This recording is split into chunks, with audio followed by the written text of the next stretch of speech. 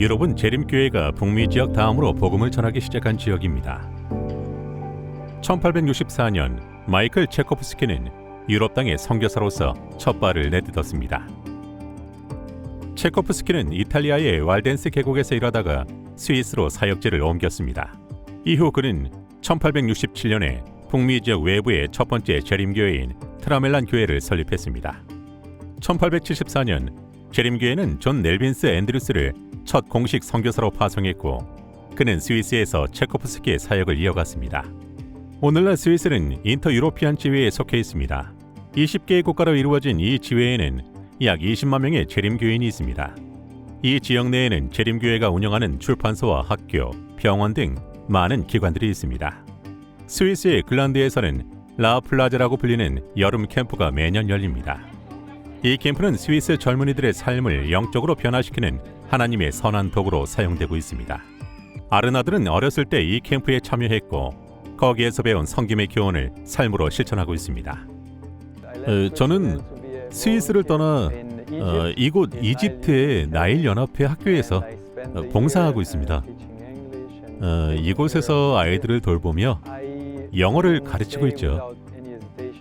작년에 저는 하나님께 삶을 바치고 신학을 공부하기로 결심했습니다. 지금처럼 신학을 공부하는 저의 모습은 전에는 결코 상상할 수 없었던 일이에요. 아르나드는 어렸을 때 라플라제 캠프에서 경험한 영적 감동과 교훈을 바탕으로 이집트에서 봉사할 결심을 할 수 있었습니다. 그는 자신이 캠프에서 경험한 선한 영향력을 나누기 위해 몇 년 전부터 계속해서 캠프 리더로 봉사하고 있습니다. 이곳에서의 경험은 제가 자원봉사자로서 다양하게 활동하며 좋은 기회를 경험하게 되는 디딤돌이 되었어요. 캠프에서는 다양한 사람들을 만나며 각자 하나님을 만난 놀라운 경험을 서로 나눠요. 캠프에서 사귄 친구들과 영상을 찍으며 즐겁게 이야기하고 놀던 때를 생각하면 너무 행복합니다. 몇 년 후에 그 영상을 보면 저절로 미소가 지어져요. 캠프에서 만난 사람들과 캠프 활동이 저의 삶에 큰 힘이 되었다고 생각합니다. 현재 플라제 캠프에는 부족한 시설이 많습니다. 난방과 배관 문제로 인해 따뜻한 계절에만 운영이 가능합니다. 겨울에는 배관이 얼기 때문에 식당과 화장실을 사용할 수 없기 때문입니다. 또한 음식을 저장하고 진열할 식당 공간이 더 필요하고 식기류도 더 많이 필요합니다. 이 문제들이 해결되면 1년 내내 캠프를 열 수 있고 더 많은 이들에게 선한 영향력을 끼칠 수 있을 것입니다. 이집트에서의 봉사를 마치고 집으로 돌아온 후 제가 느낀 점은 스위스 출신 선교사들이 세계 전역에 그리 많지 않다는 거예요. 저는 이 캠프가 스위스 국내뿐만 아니라 해외에서 봉사할 수많은 젊은이들을 길러내는 가마력 센터가 될 수 있다고 확신합니다. 제가 알기로는 우리 교회 안에 앞으로 어떤 삶을 살아야 할지 모르는 학생들이 많이 있어요. 이곳에서 하나님을 만나고 목사님들의 도움으로 좋은 교육과 훈련을 받는 이들에게는 하나님의 큰 일꾼으로 살아갈 밝은 미래가 펼쳐질 것입니다. 저의 삶도 그렇게 변화되었기 때문이에요. 저는 하나님을 위해 살기로 확고하게 결심했어요. 이 캠프를 통해 많은 젊은이들이 그리스도께서 우리에게 맡겨주신 사명과 삶의 목적을 발견하게 되기를 바랍니다. 이번 기 13째 안식일 헌금의 일부는 라플라제 캠프의 리모델링을 위해 사용될 예정입니다. 여러분의 헌신을 통해 이 캠프는 연중 더욱 활발히 운영되며 더 많은 이들의 삶을 변화시킬 것입니다. 스위스의 선교 사역을 위해 기도해 주십시오. 아나르다와 같은 사람들의 삶의 변화가 일어날 수 있도록 후한 헌금을 하나님께 드린 여러분 모두에게 감사를 표합니다.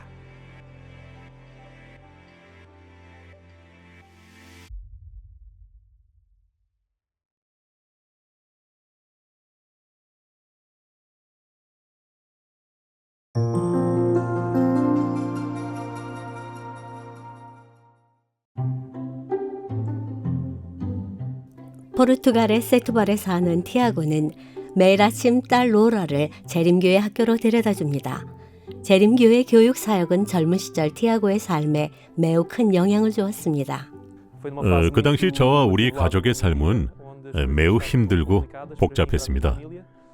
저는 절망 가운데서 여러 가지 위험한 길로 내려가고 있었죠. 그때 재림교회와 재림교회 학교가 없었다면 저의 삶은 완전히 망가졌을 것입니다. 티아고는 선생님과 친구들과 가까워졌습니다. 그들의 선한 감화를 통해 티아고는 예수님을 마음에 영접했습니다.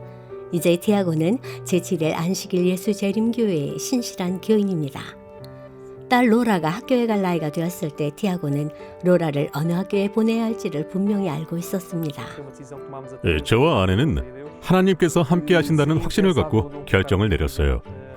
이 주변에는 좋은 사립학교와 공립학교들이 있지만 우리 딸을 다른 학교에 보낸다는 것은 상상할 수도 없는 일이었답니다. 1983년 처음으로 문을 연 세투발의 재림교회 학교는 유서 깊은 마을 한가운데 위치한 재림교회 건물과 연결되어 있습니다. 이 작은 학교의 실내 공간과 야외 놀이터, 그리고 2개의 교실에서 4학년의 아이들이 공부하고 있습니다. 우리 학교는 규모도 작고 시설도 열악합니다. 하지만 우리는 주어진 조건 안에서 학생들에게 최고의 교육 경험을 제공해주기 위해 애쓰고 있지요. 우리 아이들이 다른 학교의 학생들보다 뒤떨어진 교육을 받게 할 수 없기 때문에 우리는 계속해서 문제를 해결하기 위해 노력하고 있습니다. 매일 아침 학생들은 실내의 소공간에 모여 예배로 하루 일과를 시작합니다. 그들은 함께 노래하고 기도하고 성경을 공부합니다. 헌신적으로 협력하는 교사들의 인도하에 학생들은 이곳에서 처음으로 예수님과의 관계를 키워나가기 시작합니다.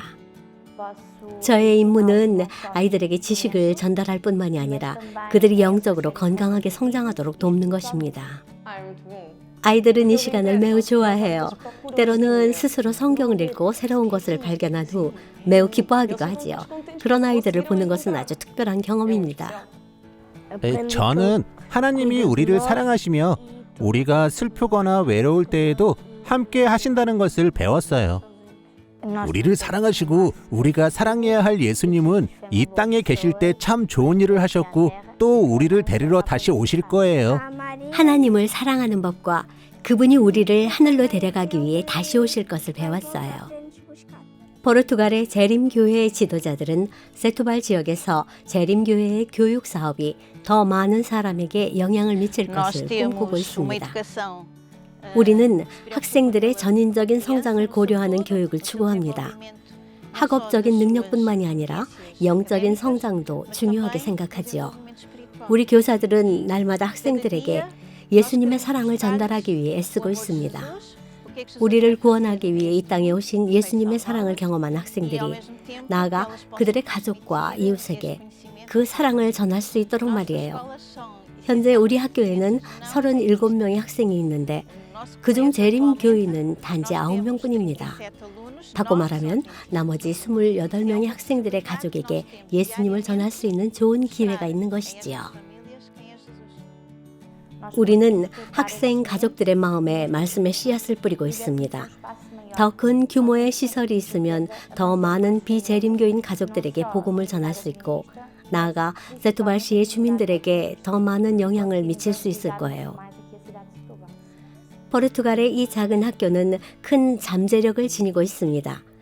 이번 기 10세째 안식일 헌금은 세투발 학교의 새로운 건물을 짓는 일에 사용될 예정입니다. 포르투갈 재림교인들과 함께 이 학교를 위해 기도해 주십시오.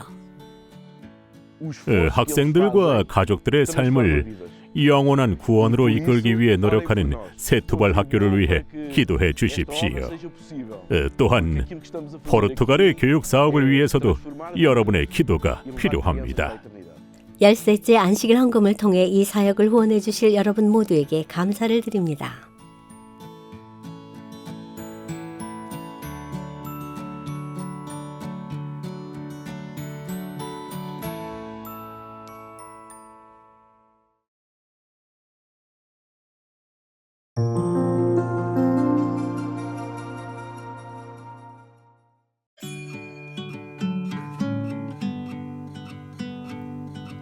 브리짓 할머니는 독일에 있는 자신의 집을 매우 사랑했어요. 할머니의 부모님이 옛날에 지은 이 작은 집에는 주방, 커다란 방, 그리고 작은 방이 하나씩 있었답니다. 브리짓 할머니는 어렸을 때에는 작은 방을 쓰고 부모님은 큰 방을 사용하셨어요. 브리짓이 어른이 되어 결혼한 다음에는 새로 집을 장만할 돈이 없었기 때문에 그녀와 남편이 큰 방을 쓰고 부모님들은 작은 방으로 옮겨가시게 되었어요. 이후 브리짓은 두 아이의 엄마가 되었고 네 가족이 큰 방을 사용하게 되었어요. 할머니, 할아버지가 된 브리짓의 부모님은 여전히 작은 방을 사용했지요. 6명이 살기에는 집이 매우 좁았기 때문에 3년이 지난 후 가족들은 집을 넓히기로 결심했어요. 방 2개를 추가로 만들자 이제 작은 집은 큰 집으로 바뀌었답니다. 집이 커지긴 했지만 2명의 아이가 더 태어나자 방은 금세 가득 차게 되었어요. 아이들이 커가면서 더 많은 공간이 필요했지요. 그들은 지붕을 뜯어내고 아이들이 생활할 수 있는 다락방과 같은 공간을 만든 후 다시 지붕을 새로 덮었어요. 가족 모두가 기뻐했고 공사업자는 새 지붕이 오랫동안 튼튼할 거라고 약속했어요. 20년이 지나고 가족의 삶은 많이 바뀌었어요. 4명의 아이는 다 자라서 각자의 집으로 이사를 나갔어요. 브리짓도 나이가 들어 할머니가 되었죠. 집도 오래되어 새로운 지붕이 필요하게 되었어요. 뜨거운 햇볕에 갈라지고 금이 가서 비나 눈이 오면 물이 집 안으로 새곤 했기 때문이에요. 브리짓 할머니는 지붕을 꼭 고치고 싶었지만 돈이 아주 많이 든다는 것을 알았어요. 그러던 중 브리짓 할머니는 교회에서 진행 중인 멋진 선교 사역에 대해서 듣게 되었어요. 다른 나라 사람들에게 예수님의 다시 오심을 전하기 위해 자금을 모으고 있었답니다. 브리짓 할머니도 선교 사업을 위해 헌금하고 싶었어요. 하지만 지붕을 새로 하기에도 돈이 모자란 상황인데 할머니는 생각했어요. 하지만 한편으로는 선교 사업을 위해서 헌금하고 싶은 마음이 더 컸답니다. 선교 사업을 위해 헌금을 드리고 돈이 없더라도 분명 하나님께서 나를 도와주실 거야. 이렇게 생각한 할머니는 선교 헌금을 아낌없이 드렸어요. 며칠 후 독일 정부로부터 편지가 왔어요. 브리짓 할머니는 은퇴 후 돈을 벌지 못했기 때문에 매월 정부로부터 음식과 중요한 물건을 살 돈을 지원받고 있었어요. 그런데 이 편지는 예상치 못한 내용을 담고 있었어요. 할머니는 편지 봉투를 뜯고 내용을 읽었어요. 우리는 당신에게 이 지원금을 추가로 지급하기로 결정했습니다. 봉투 안에는 지붕을 새로 하기 위해 필요한 돈과 정확히 같은 금액의 돈이 들어있었어요. 브리짓 할머니는 너무 기뻤어요. 이제 할머니가 좋아하는 집에서 더 오래 살 수 있게 되었답니다. 그 돈은 하나님께서 보여주신 위대한 기적이었어요. 브리짓 할머니의 고향인 독일의 선교 사역을 위해 13째 안식일 헌금을 드려주실 모두에게 진심으로 감사를 드립니다. 독일은 지금까지 수많은 재림교회 선교사를 해외에 파송하고 있습니다. 안식일 학교 선교 헌금을 통해 독일 담스테드의 재림교회 선교 훈련원에 주 건물을 건축함으로 더 많은 선교사를 배출할 수 있게 될 것입니다.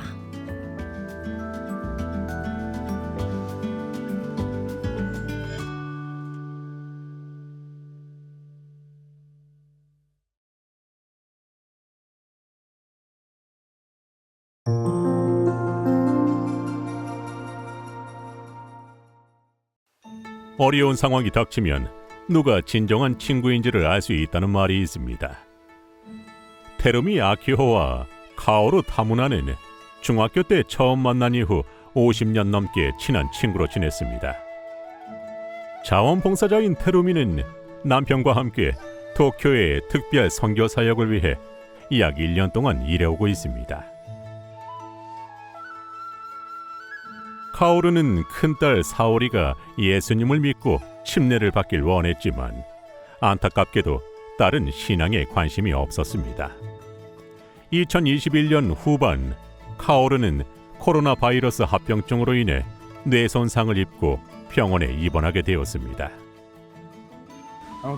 그때 의사는 아내가 생명을 유지할 수는 있지만 의식을 되찾을 확률은 매우 적다고 말했어요. 저는 그 절망적인 현실을 받아들이기가 너무 힘들었습니다. 저는 그 소식을 듣고 깜짝 놀랐어요. 급히 중학교 동창 친구들과 연락을 취하고 기도 모임을 조직했지요.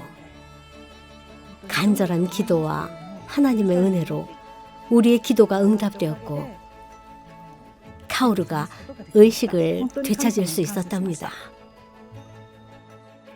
테루미와 엄마의 친구들이 함께 모여 기도하는 모습과 엄마의 회복을 지켜본 사오리는 하나님의 존재를 인식하기 시작했고 스스로 성경을 찾아 읽기 시작했습니다.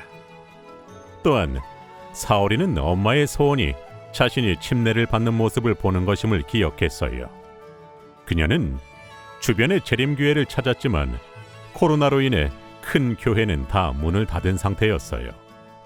그리고 마침내 사오리는 문을 연 재림교회를 찾게 되었습니다.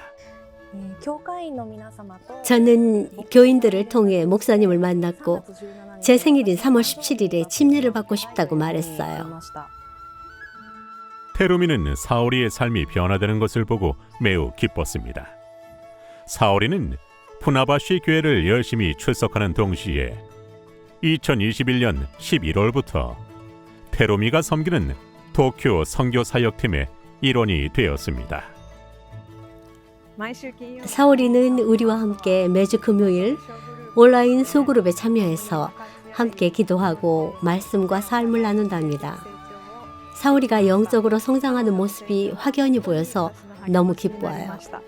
현재 치주는 사오리의 영적 멘토 역할을 하며 사오리의 성장을 돕고 있습니다. 현재 이 세 여성은 작은 제자 훈련팀으로 모여서 함께 재림교회의 뉴스타트 진리를 공부하고 있습니다. 우리는 함께 모여 뉴스타트 8가지 영역을 경험하고 있어요. 함께 걷고 간증하고 기도하며 건강한 음식과 충분한 물을 섭취합니다. 그리고 저희 집에서 함께 하나님을 예배하기도 하지요. 제 주변의 재림교인들의 삶을 보면서 침례를 받아야겠다는 확신이 더욱 커졌어요. 이 모임을 통해 참된 사랑과 관심과 돌봄을 느꼈어요. 하나님이 살아계심을 느끼게 되어 너무 행복합니다. 하나님의 사랑은 콘크리트로 가득한 일본의 도쿄와 같은 도시에 사는 사람들의 강철처럼 굳은 마음을 부드럽게 만들 수 있습니다. 세계에서 가장 큰 도시들 중에 하나인 도쿄는 복음을 들어야 할 사람들이 무수히 많은 황금어장입니다. 대총회와 부가테지회는 세계 선교와 도시 선교의 일환으로서 일본 재림교회의 선교를 돕기 위하여 교회 개척과 제자 훈련을 지원하고 있습니다. 교회 개척을 위한 선교사들이 이미 현지에 정착하여 언어를 배우며 일본인들에게 예수님의 사랑을 전할 방법을 강구하고 있습니다. 도쿄의 선교 사역은 교회 개척과 가마력 센터를 중심으로 이루어지며 여러 자원봉사자들과 자급 선교사들이 이 도시를 주님께 드리기 위해 애쓰고 있습니다. 도쿄 특별 선교 사업의 첫 번째 침례자인 사오리를 위해 기도해 주십시오. 또한 도쿄의 선교사들과 자원봉사자들을 위해서도 기도가 필요합니다. 우리는 하나님께서 이 큰 도시를 위해 커다란 계획을 갖고 계심을 믿습니다.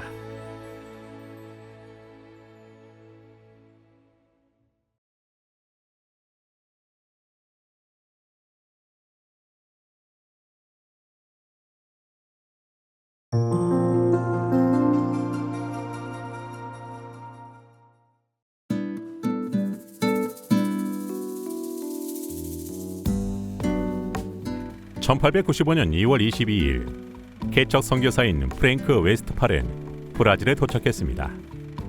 그는 산타카타리나주의 한 항구 도시에 이미 15년 전부터 재림교회의 기별이 전해진다는 사실을 발견했습니다. 프랭크와 부인 마리는 미국의 위스콘신주에서 독일어를 말하는 이들을 위해 복음을 전했었습니다. 그는 배틀크릭 대학교를 졸업하고 유니언 대학에서 가르치다가 하느님의 부르심을 받고 선교사가 되었습니다. 1894년 대총회는 안스 목사인 프랭크를 남미 지회의 첫 정식 선교사로 보내기로 결정했습니다. 1894년 8월 아르헨티나, 우루과이, 파라과이, 브라질을 아우르는 남미 동부 미션의 회장으로 임명된 프랭크는 아내 마리와 어린 아들과 딸을 데리고 아르헨티나의 부에노스아이레스에 도착했습니다. 이후 그는 재림 교인들이 모여있는 아르헨티나의 크레스포로 지체하지 않고 달려갔습니다. 그곳에서 그는 남미에서 첫 번째 재림교회가 세워지는 일을 도왔습니다. 이후 프랭크는 브라질로 눈을 돌렸습니다. 그는 상파울루의 다양한 지역을 방문하며 관심 있는 여러 가정들을 찾아다니며 안식일 학교 모임을 시작했습니다. 그중 한 곳은 피라시 카바라는 지역으로 거기서 그는 브라질 재림교회의 첫 번째 신자가 된 궐럼의 스타인에게 침례를 베풀었습니다. 이후 프랭크는 가스파랄토까지 여행하며 신앙에 관심을 지닌 많은 이들을 만났습니다. 그는 집회 장소를 찾기 위해 노력했지만 현지 종교 지도자들로부터 심한 반발을 받았습니다. 마침내 그는 한 강가에서 집회를 열 만한 장소를 찾았습니다. 1895년 6월 8일 안식일에는 성만찬 예식 후에 8명이 침례를 받았습니다. 며칠 후 15명이 추가로 침례를 받았고 15년 전 재림교회의 복음 기별이 전해진 곳에서 얼마 멀지 않은 이곳 가스파랄토에 첫 번째 재림교회가 설립되었습니다. 브라질에서의 약 5개월간의 사역 후 부에노스아이레스로 돌아온 프랭크는 비극적인 상황을 마주하게 되었습니다. 그가 돌아오기 2주 전인 6월 15일 가스파랄토 교회가 설립됐던 바로 그날 그의 딸 헬렌이 병에 걸려 사망한 것이었습니다. 고난과 비극에도 불구하고 웨스트팔 부부는 선교 사역에 매진했고 총 27년 동안 남미 지역을 위해 봉사했습니다. 오늘날 브라질의 재림교회는 18,000개의 교회와 170만 명이 넘는 신도수를 자랑하고 있으며 이는 브라질 인구의 122명당 1명꼴의 비율입니다. 프랭크와 마리 웨스트팔과 같은 개척 선교사들에게 우리 모두는 오브리가도 감사합니다라고 외치길 원합니다.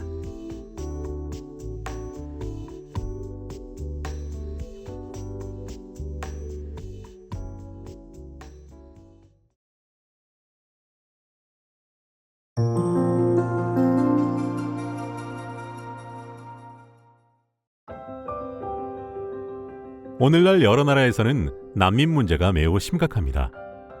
난민들이 새로운 삶을 살 수 있도록 어떻게 도울 수 있을까요? 미국에 사는 그렉과 에이미는 할아버지가 이사를 가신 후 넓어진 집을 어떻게 다른 이들을 위해 사용할 수 있을지 고민했습니다. 할아버지께서 요양을 위해 이사를 가신 후 저는 빈 공간을 어떻게 활용하면 좋을지에 대해서 기도했어요. 세를 주고 돈을 벌 수도 있었지요. 하지만 집을 필요로 하는 난민들에 관한 이야기도 생각났어요. 그래서 저는 체사피크 하비의 지역사회 봉사부장에게 연락을 취했어요. 멕시코에서 온 난민 중에 집이 없어서 힘들어하는 사람을 알고 계시나요? 그는 즉시 전화로 이렇게 응답했어요. 네, 꼭 필요한 제안을 해주셔서 감사합니다. 그들의 결정은 많은 질문들을 수반했습니다. 그리스도인 가족일까? 술이나 담배를 하면 어떻게 하지? 정직한 사람들일까? 아이들이 있다면 말썽을 피우지 않을까? 과연 어떤 사람들이 오게 될까? 그 베네수엘라 출신의 가족에 대해서 우리가 아는 것이라곤 그들의 이름뿐이었어요. 하지만 저는 그것으로 충분하다고 생각했어요. 그들은 집이 없고 누군가의 도움을 필요로 하는 것이 분명했거든요. 우리는 기도했고 그들의 존재는 우리의 기도 응답이라고 생각했어요. 결정적으로 저의 친한 친구 중 한 명의 말이 생각났어요. 같은 교회에 다니는 그 친구는 항상 이렇게 말하곤 했답니다. 옳은 일을 할 기회를 놓치지 마세요. 그 말대로 우리에게는 옳은 일을 할 기회가 온 것이었어요. 남편과 저는 기도한 후 그 가족을 반갑게 맞이하기로 결심했습니다. 사람들은 우리에게 어떻게 그런 일을 할 수가 있었냐고 묻습니다. 지난 20년 동안 아시아에서의 선교 사역에 몸담은 우리에게 있어서도 이 일은 쉬운 결정이 아니었습니다. 저희는 단지 옳은 일을 할 기회를 놓치고 싶지 않았습니다. 하나님의 인도하심을 따라 한 걸음씩 전진하는 것이지요. 그렉과 에이미처럼 세계 여러 도시의 교회와 그리스도인들은 난민들에게 다양한 도움을 제공하고 있습니다.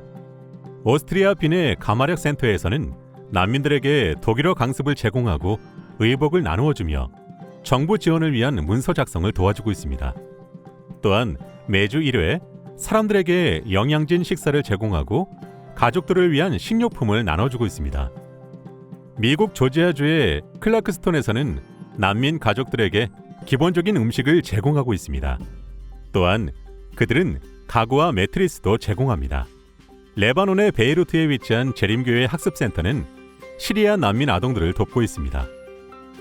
이 학생들은 여러 사건으로 인한 트라우마가 있기 때문에 교직원들은 안전한 교육 환경을 제공하기 위해 애를 쓰고 있습니다.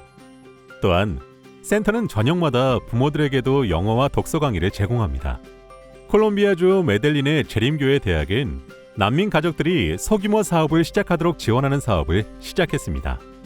대학은 난민들에게 오븐, 이동식 카드, 프린터 등의 기기를 지원하는 동시에 기구의 사용법과 제품 판매, 사업 관리 등에 대해서도 가르쳐주고 있습니다.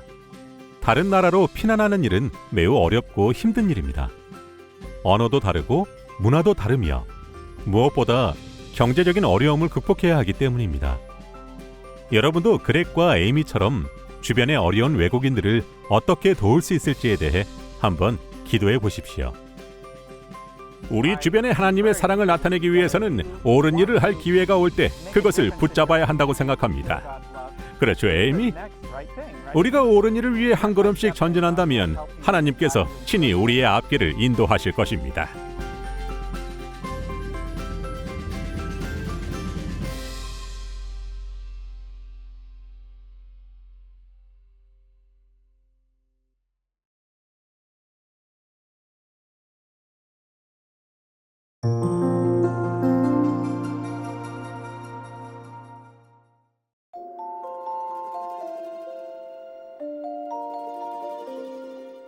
스테파냐의 어린 시절, 그녀의 가족은 이탈리아 시칠리 해변에 집을 소유하고 있었습니다.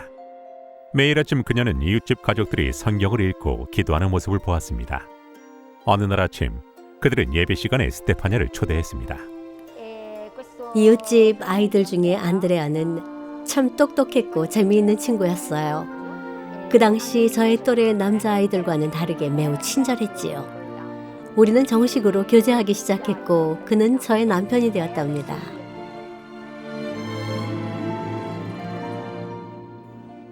그들이 사귀는 동안 안드레아는 스테파냐에게 재림교회의 진리를 가르쳐 주었습니다. 그녀는 교우들의 따뜻한 환영 속에 재림교회를 다니기 시작했습니다. 그녀는 성경을 연구하고 기도한 끝에 침례를 받았습니다. 2016년 스테파냐가 출석하는 이탈리아의 라구사 교회는 새 건물을 짓기 위해 세계 교회 교인들에게 도움을 요청했습니다. 또 다른 교인인 마르코는 오래된 건물에서 예배하며 겪었던 어려움을 잘 기억하고 있습니다. 이전에는 건물 지하에서 모였는데 그때마다 위층에 사는 사람이 계속해서 불평하며 예배를 방해했습니다. 그는 막대기로 바닥을 치며 우리에 대한 불만을 표현했어요. 그리고 한 번은 지하로 내려와서 막대기로 유리문을 깨뜨린 적도 있었죠.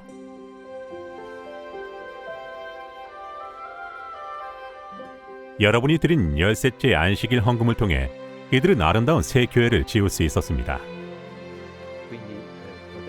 다른 사람의 눈치를 보지 않고 걱정 없이 마음껏 하나님을 예배할 수 있는 장소가 생겨서 너무 기뻐요. 저는 교회의 미디어실에서 봉사를 하고 있습니다. 마이크와 음향 상태를 확인하기 위해 가장 먼저 교회에 올 때가 많죠. 가끔 저는 이 아름다운 교회를 바라보며 감격에 젖어 눈물을 흘리곤 한답니다. 라구사 교회는 새로 얻은 이 공간을 매 시간마다 유용하게 사용하고 있습니다. 그들은 다양한 활동과 프로그램을 통해 이웃들을 섬기고 있습니다. 재림교회를 다니면서 가장 좋은 점은 제가 받은 사랑을 나눌 기회가 많다는 거예요. 저에게 주어진 재정과 시간을 투자해서 이웃에게 봉사할 수 있어서 정말 기쁩니다. 어느 곳에서나 이민자와 난민들은 좋은 대우를 받지 못하고 살아갑니다. 라구사 재림교회는 이들을 위하여 이탈리아어 교실을 열고 있습니다. 라구사 교회의 도움으로 인해 이곳 사람들은 새로운 사람들을 만나고 새로운 직장을 얻을 기회를 꿈꾸며 열심히 살아가고 있습니다. 학기가 끝나고 모두를 위해 파티를 열었어요. 교회에서 주최한 즐거운 파티였지요. 많은 사람들이 우리 교회와 교인들 그리고 복음의 기별을 접할 기회를 갖게 되었어요. 저의 꿈은 우리 교회가 모든 사람들을 포용하는 사랑 넘치는 교회가 되는 것입니다. 이곳에 오는 모든 이들이 그리스도께서 그들을 위해 죽으셨다는 사실을 알도록 말이에요. 여러분이 드린 2016년도 열셋째 안식일 헌금을 통해 라구사 교회 교인들은 지역사회를 위해 마음껏 봉사할 장소를 얻을 수 있었습니다. 여러분의 헌신에 깊은 감사를 표합니다.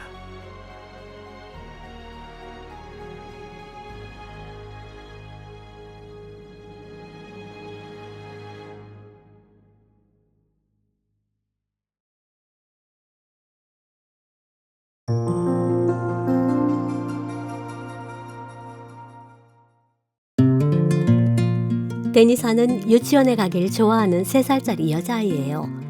데니사와 가장 친한 친구는 티메아였지요. 티메아가 자신이 아닌 다른 친구들과 놀 때면 데니사는 슬퍼하며 교실 구석에 가서 크게 울음을 터뜨렸어요. 이런 일은 매일 반복되었답니다. 어떻게 하면 어린 데니사가 행복해질 수 있을까요? 데니사와 티메아는 루마니아에 있는 유치원에 매일 아침 일찍 도착합니다. 유치원 교사인 티메아의 엄마가 아침마다 데니사를 태워서 같이 유치원으로 오곤 했지요. 어느 날 데니사와 티메아는 평소처럼 가장 일찍 도착했어요. 두 아이는 숨바꼭질을 하며 즐겁게 놀았어요. 커다란 파랑 초록 책상 밑에 숨기도 하고 화장실에도 숨고 의자 뒤에도 숨었어요. 사릉놀이와 색칠놀이도 했지요. 얼마 후 다른 아이들이 도착했고 티메아는 그들과도 놀기 시작했어요. 데니사는 그 모습이 싫었어요. 티메아가 자기랑만 놀기를 원했지요. 데니사는 구석으로 가서 주저앉아 울기 시작했어요. 선생님은 데니사를 꼭 안아주셨어요. 울 이유가 없단다 선생님이 말씀하셨어요. 티메아 말고 다른 아이랑도 노는 법을 배우는 것이 좋단다. 데니사는 울음을 멈췄어요. 선생님이 자기에게 관심을 가져주셔서 좋았던 거예요. 우리 함께 기도하자 선생님이 말씀하셨어요. 그 반의 아이들은 매일 아침 무릎을 꿇고 기도했기 때문에 데니사도 무릎 꿇고 기도하는 법을 알고 있었어요. 그녀는 즉시 무릎을 꿇었어요.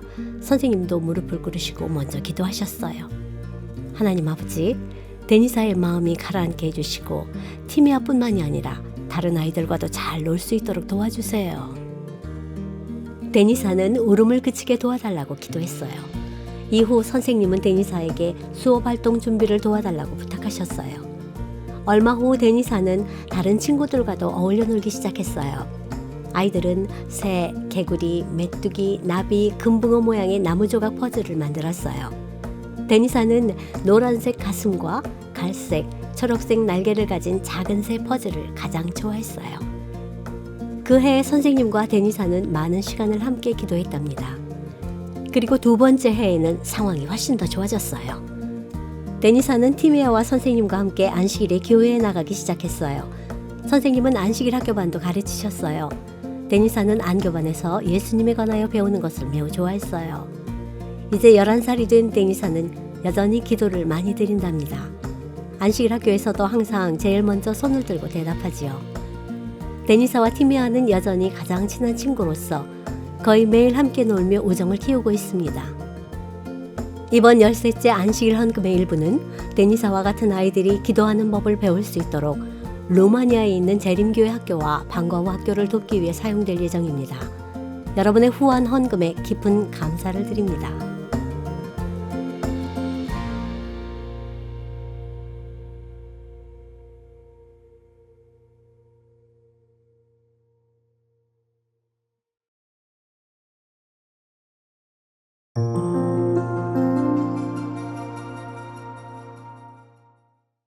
지금 저는 고대 고린도의 폐허 사이에 서 있습니다.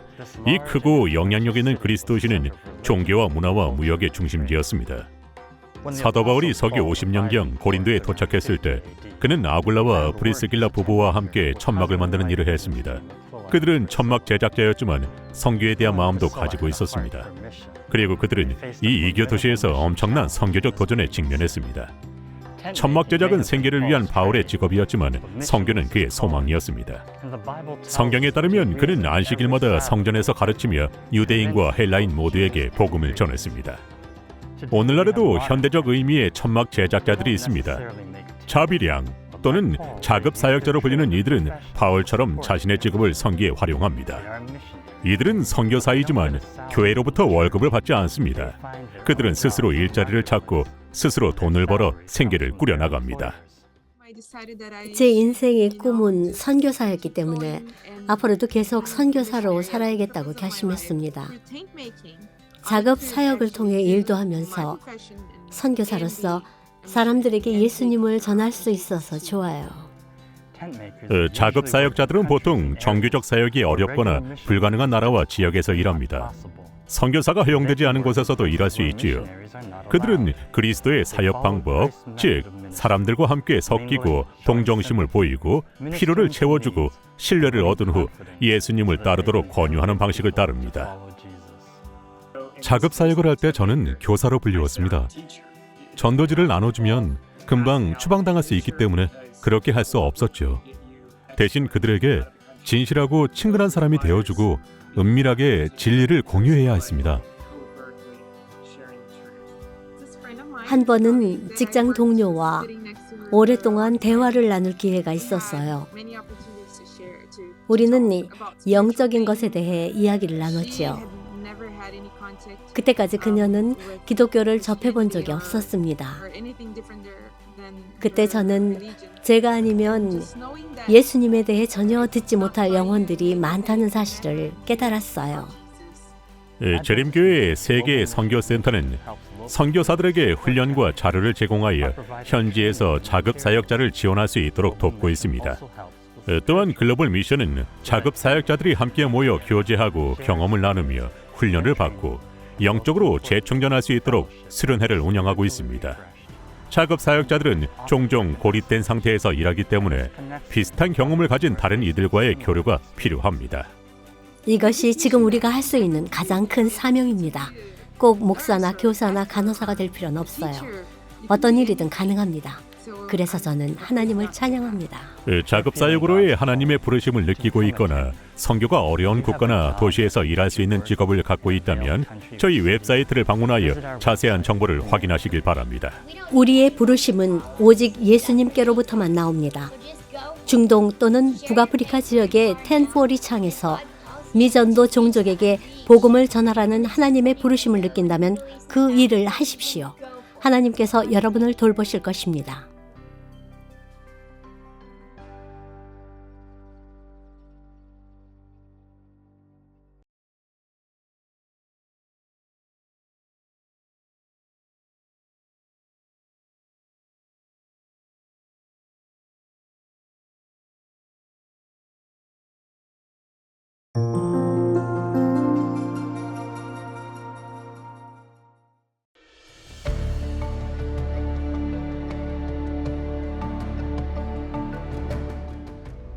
최근 케냐의 한 교회는 교회 주변의 미전도 부족을 대상으로 복음을 전하는 새로운 비전을 발견했습니다. 산부르족 사람들은 케냐의 미전도 종족 중 가장 많은 인구를 차지합니다. 여기 이시올로 중앙교회는 주변의 부족민들 가운데 교회를 세우는 일에 관심이 있었습니다. 먼저 로즈와 메리라는 두 명의 여성이 이 프로젝트를 주도했습니다. 그들은 교인들을 설득하여 산부르족의 선교사를 파송하기 위한 기금을 마련했습니다. 선교사는 하나님의 말씀을 듣고 부족민들에게 나아갔습니다. 그리고 성경 공부를 통해 주민 일부가 새 전사의 기별의 복음을 받아들였습니다. 얼마 후 세계 선교부는 개척 선교사가 계속 활동할 수 있도록 선교 자금을 제공하기 시작했습니다. 곧이어 국제선교센터인 리치의 설립자 제스민 제이콥스가 그 지역을 방문한 후 교회 건물이 필요함을 깨달았습니다. 그녀는 그곳에 학교를 세우면 학교가 교회 역할을 할 수 있을 것이라고 생각했습니다. 주중에는 아이들이 읽고 쓰는 법을 배우고 안식일에는 학교에 모여 예배를 드릴 수 있기 때문입니다. 리치 선교센터는 지역사회가 기부한 땅에 교실 3개를 지었습니다. 또한 여성들이 물을 얻기 위해 몇 시간씩 걷는 것을 보고 우물을 파주었으며 이후에는 태양열 펌프와 저수지를 추가했습니다. 학교와 물이 생기자 그 지역으로 더 많은 사람들이 모여들었습니다. 학교는 성장했고 교회도 성장했습니다. 이후 마라나타 국제자원봉사팀은 자유롭게 예배를 드릴 장소의 필요성을 깨닫고 충분한 공간을 갖춘 교회를 건축했습니다. 또한 그들은 상수도관을 개선하고 정원과 관계 시스템을 설치했습니다. 이 모든 교회 단체가 함께 협력하면서 선교는 계속 진전되었습니다. 지원 사역팀이 모두 각자의 역할을 다했습니다. 이 일을 통해서 저는 세계 선교를 담당하는 단체와 지역 교회의 선교를 지원하고자 하는 기관들이 협력하여 일할 필요가 있다는 것을 깨달았습니다. 어떤 이들은 우물을 파고 어떤 이들은 교실을 짓고 어떤 이들은 진료소와 보건소를 짓는 것입니다. 이 모든 자원들을 한데 모을 수 있다면 하나님의 사업은 전보다 더욱 빠르게 진행될 것입니다.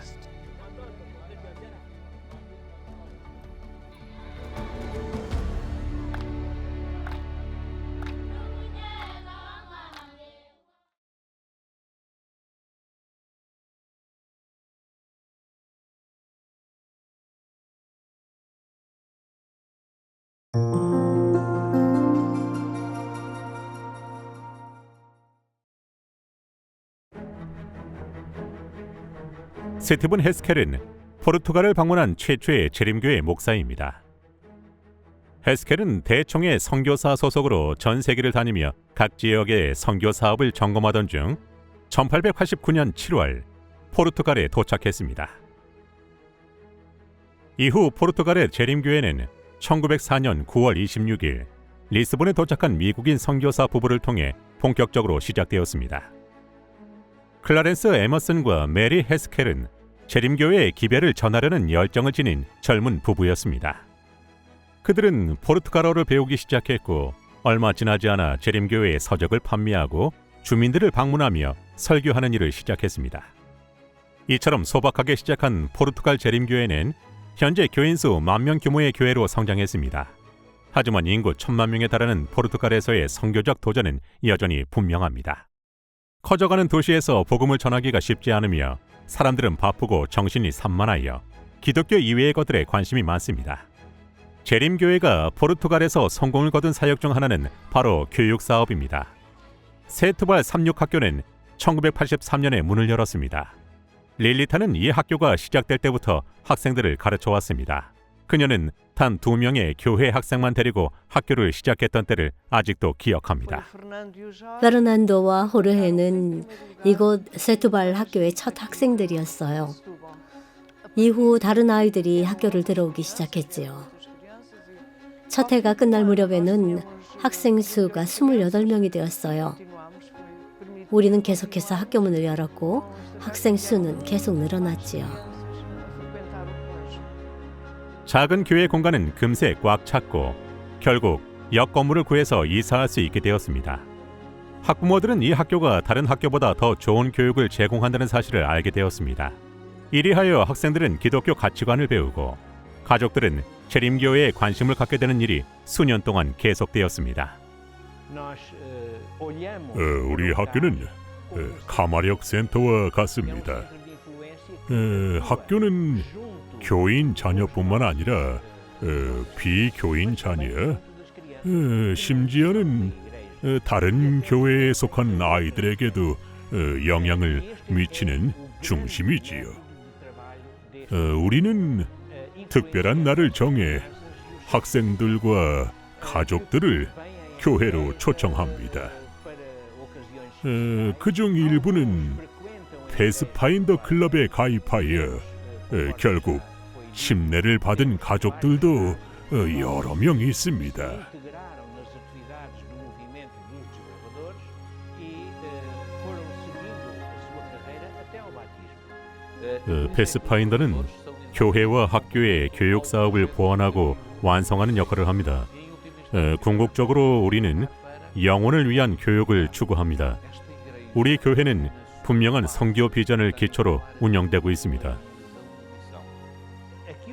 세트발 학교의 40년 여정을 돌이켜 볼 때 우리는 학교 생활 자체와 교회의 삶이 매우 밀접하게 연결되어 있음을 깨닫게 됩니다.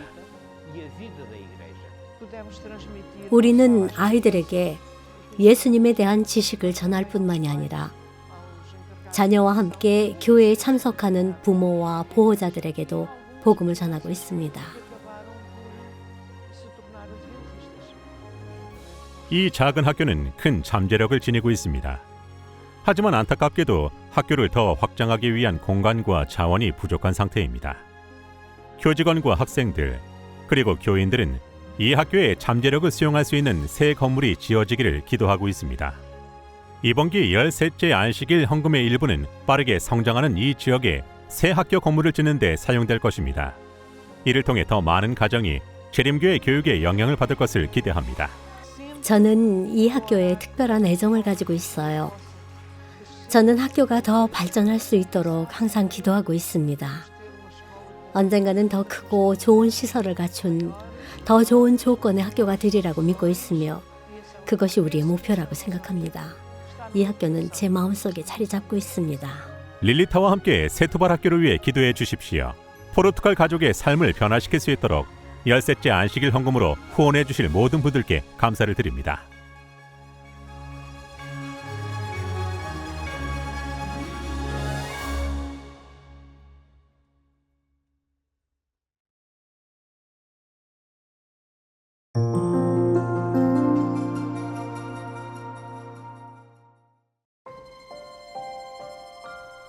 제네바 호수 기슭에서 열리는 재림교회의 여름 캠프는 스위스 젊은이들의 마음과 삶에 큰 감동을 주고 있습니다.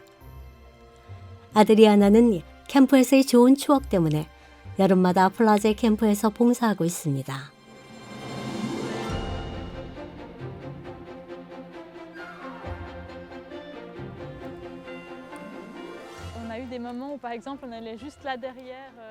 호숫가에서 모닥불을 피워놓고 도란도란 이야기를 나눴어요. 한 사람과 깊이 삶을 나누기도 하고 여러 사람과 유익한 경험을 나누며 서로를 격려하는 시간이 너무 행복했답니다. 캠프 참가자들은 낮에는 수상 스포츠와 같은 재미있는 활동을 하며 하루를 보냅니다. 하지만 캠프의 최우선 순위는 예수님과 더 깊은 관계를 갖는 것입니다. 패스파인더와 청년으로서 이곳에서의 활동에 참여하고 또 교회 지도자나 목사님들을 통해 신앙을 키울 수 있어서 제게 정말 큰 도움이 되었어요. 저는 지금도 이곳에서 사람들을 만나면서 영적인 에너지를 얻는답니다. 에드리아나는 이 캠프를 통해 여러 사람이 예수님께 마음을 드리고 호수에서 침례를 받는 것을 보았습니다. 생각만 해도 전율이 느껴져요. 저는 이곳에서 매 순간 우리와 함께 하시는 위대하신 하나님의 임재를 느끼곤 합니다. 이러한 영적 경험을 통해 저는 하나님이 저의 삶에 함께하고 계심을 분명히 깨닫게 됩니다. 이 캠프는 제네바와 루잔 두 도시 사이에 많은 사람들이 참석할 수 있는 좋은 위치에 자리 잡고 있습니다. 또한 호수 이용도 캠프 이용객에 한정되어 있기 때문에 물놀이 환경도 안전하게 관리되고 있습니다. 수년 동안 이 캠프는 다양한 재미와 영적 성장의 기회를 제공했지만 이제는 시설이 많이 노후된 상태입니다. 난방 및 배관 사정으로 인해 현재는 따뜻한 계절에만 프로그램을 운영할 수 있습니다. 추운 계절에는 배관이 얼어붙어 주방과 화장실을 사용할 수 없기 때문입니다. 또 다른 한계는 작은 주방 공간입니다. 식품을 보관할 수 있는 추가 공간이 필요하고 새로운 가전제품으로 바꾸는 일이 필요합니다. 이러한 개선이 이루어지면 캠프를 연중 내내 운영할 수 있게 되어 새로운 기회가 열릴 것입니다. 이번 기 열세째 안식일 헌금의 일부는 플라제 캠프의 개보수 공사에 사용됩니다. 여러분의 헌신으로 더 다양한 프로그램을 제공할 수 있게 될 것입니다. 스위스의 복음 사업을 위해 기도해 주십시오. 아드리아나처럼 많은 이들이 예수님을 만나는 기회를 갖도록 후원해 주실 모든 분들께 감사를 드립니다.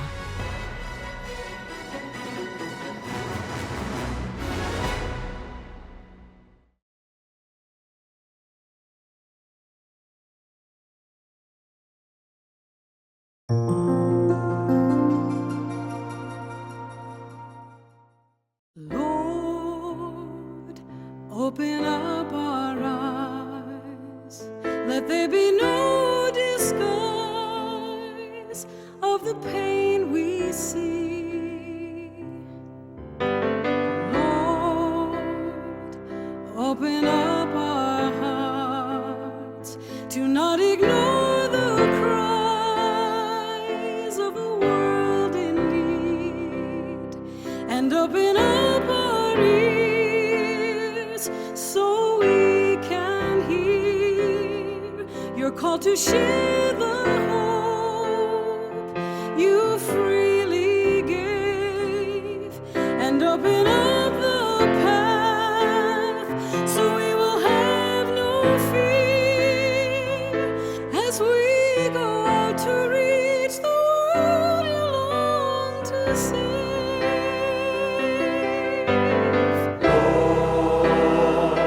Open up our eyes. Let there be no disguise of the pain we see.